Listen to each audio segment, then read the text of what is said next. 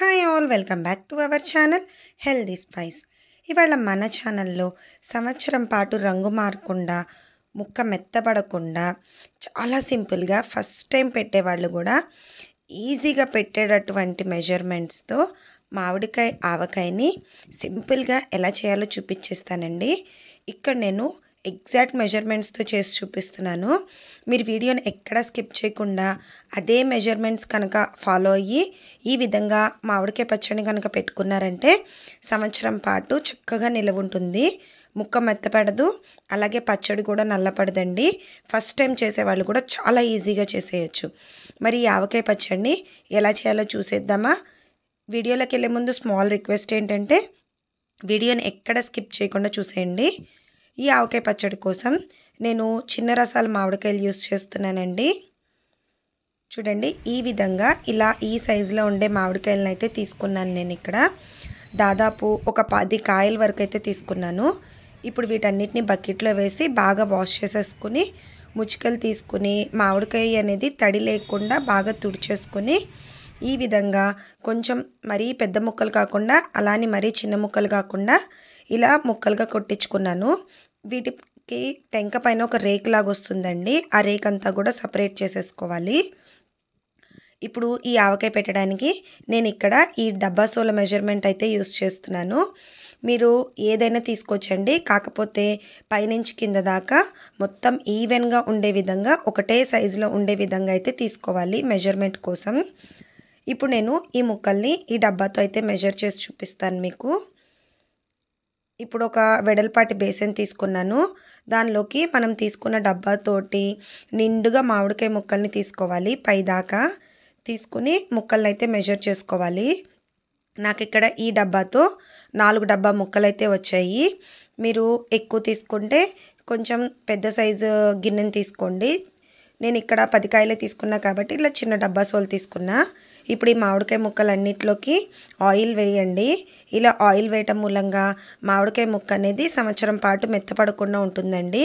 చాలా బాగుంటాయి ఈ విధంగా ఆయిల్లో తడుపుకొని పెట్టుకోవటం మూలంగా. ఇప్పుడు ఈ ఆయిల్ని మామిడికాయ ముక్కలకి పట్టే విధంగా బాగా మిక్స్ చేసుకోండి. ఒక 1/2 కప్ ఆయిల్ అయితే వేసుకున్నాను. ఇప్పుడు వేరొక బేసిన్ తీసుకుని ఏ డబ్బాతో అయితే మీరు ఇది మామిడికాయ ముక్కలను కొలుచుకున్నారో అదే డబ్బాతో 1 కప్పు కారము. ఈ కారం నేను ఇంట్లో పట్టించుకున్న కారం అండి.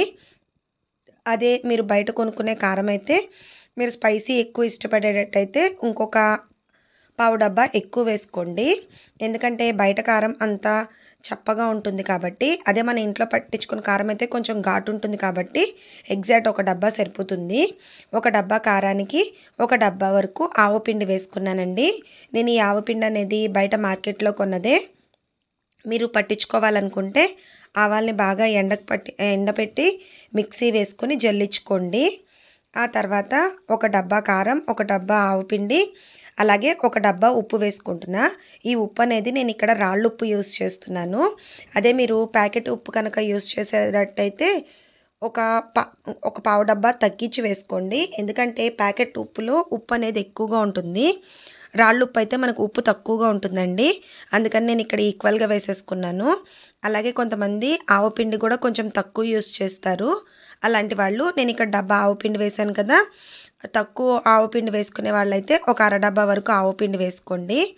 ఇప్పుడు ఒక 1/2 డబ్బా వరకు, 1/2 డబ్బా నుంచి 1/2 డబ్బా వరకు మెంతులు వేసుకోండి. అలాగే ఒక 1/2 డబ్బా వెల్లుల్లిపాయలు వేసుకోండి. ఒక 1/2 చెంచా వరకు పసుపు వేసుకోండి. పసుపు అనేది మరీ ఎక్కువ వేసుకుంటే ఈ ఆవకాయ అనేది తొందరగా నల్లపడిపోతుంది మనకి, ఎర్రగా ఉండకుండా. అయితే మెంతులు అలాగే వెల్లుల్లిపాయలు అనేవి మనం ఎంత ఎక్కువ వేసుకున్నా టేస్ట్గానే ఉంటుందండి. వాటికి ఎగ్జాక్ట్ మెజర్మెంట్ ఏమీ ఉండదు. మీకు బాగా వెల్లుల్లిపాయలు ఇష్టమైతే ఇంకొక డబ్బా వరకు కూడా వెల్లుల్లిపాయలు వేసుకోవచ్చు. నేనైతే ఇక్కడ ఒక 1/2 డబ్బా వరకు అయితే యాడ్ చేశాను. అయితే ఈ వెల్లుల్లిపాయలు అనేవి మనం తొక్క తీసుకుని వేసుకోవాలన్నమాట.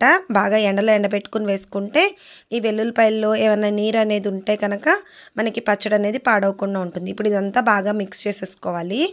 ఇలా బాగా మిక్స్ చేసుకున్నాక ముందుగా మనం ఆయిల్ పట్టించి పెట్టుకున్న మామిడికాయ ముక్కలు ఉన్నాయి కదా, ఆ ముక్కల్లోకి ఈ మిక్స్ అంతా కొంచెం కొంచెంగా వేసుకుంటూ కలుపుకోవాలన్నమాట. ఒకటేసారి వేయకండి, కొంచెం కొంచెంగా యాడ్ చేసుకుంటూ మొత్తం ఈ మిక్స్ మొత్తం ఈ ముక్కలకి పట్టే విధంగా మిక్స్ చేసుకోండి. ఈ విధంగా మిక్స్ చేసేసుకున్నాక చూడండి, ఈ విధంగా ముక్కలకంతా పట్టేసింది కదా.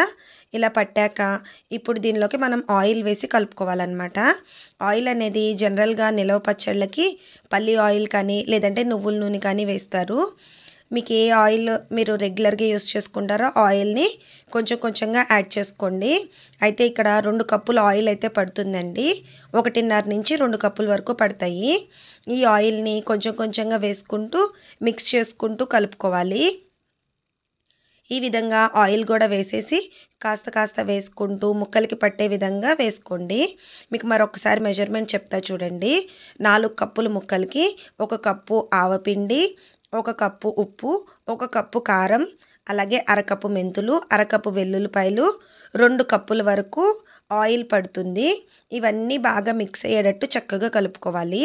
అయితే ఇక్కడ ఇంకొక జాగ్రత్త ఏంటంటే, ఇక్కడ మనం వాడే బేసిన్లు కానీ గరిటెలు కానీ ఏ మాత్రం తడి అనేది ఉండకూడదు. లేదంటే మనకి పచ్చడంతా సంవత్సరం పాటు నిల్వ ఉండకుండా పాడైపోతుంది అనమాట. చూడండి, ఈ విధంగా అయితే మొత్తం అంతా పచ్చడంతా మిక్స్ చేసేసుకున్నాను. ఇలా మిక్స్ చేసుకున్న పచ్చడిని ఇప్పుడు మనం ఒక ఎయిర్ టైట్ డబ్బాలో పెట్టేయాలి. ఏదైనా స్టీల్ డబ్బాలో కానీ ప్లాస్టిక్ డబ్బాలో కానీ పెట్టేసుకోవాలి. నేను ఇక్కడ ఈ డబ్బా అయితే తీసుకుంటున్నానండి. ఇప్పుడు నేను మిక్స్ చేసుకున్న పచ్చడి మొత్తం ఈ డబ్బాలో పెట్టేస్తున్నాను. ఫ్రెండ్స్, ఇప్పటి వరకు కనుక మీరు నా వీడియోకి లైక్ ఇవ్వకపోతే ప్లీజ్ అండి నా వీడియోకి ఒక లైక్ ఇచ్చేయండి. మీరు ఇచ్చే లైక్ మూలంగా నా వీడియో అనేది మరికొంతమందికి అయితే రీచ్ అవుతుంది. ఈ విధంగా మొత్తం డబ్బాలోకి వేసేసుకున్నాక ఇప్పుడు దీన్ని మూత పెట్టేసుకుని 3 రోజుల పాటు కదల్చకుండా పక్కన ఉంచేసుకోవాలన్నమాట. ఇలా మూత పెట్టేసుకుని పక్కన పెట్టేస్తున్నాను నేను.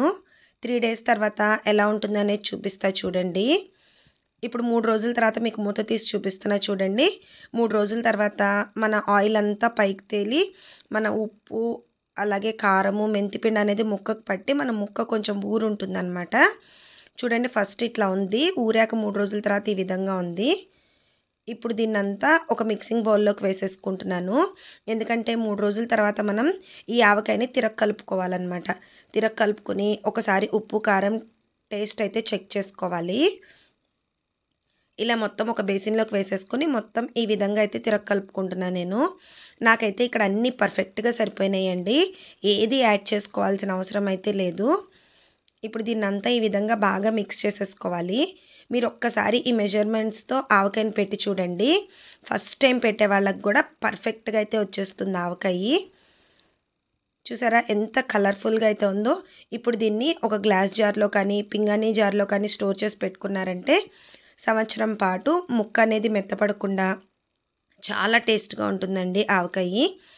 వీడియో నచ్చితే లైక్ చేసి మీ ఫ్రెండ్స్ అండ్ ఫ్యామిలీ మెంబర్స్కి షేర్ చేసి నా ఛానల్కి సబ్స్క్రైబ్ చేసుకోండి. పక్కనే బెల్ ఐకాన్ని క్లిక్ చేయడం అస్సలు మర్చిపోద్దు. Thanks for watching. మరిన్ని వీడియోస్ కోసం నా ఛానల్ని ఫాలో అవ్వటం అస్సలు మర్చిపోద్దండి.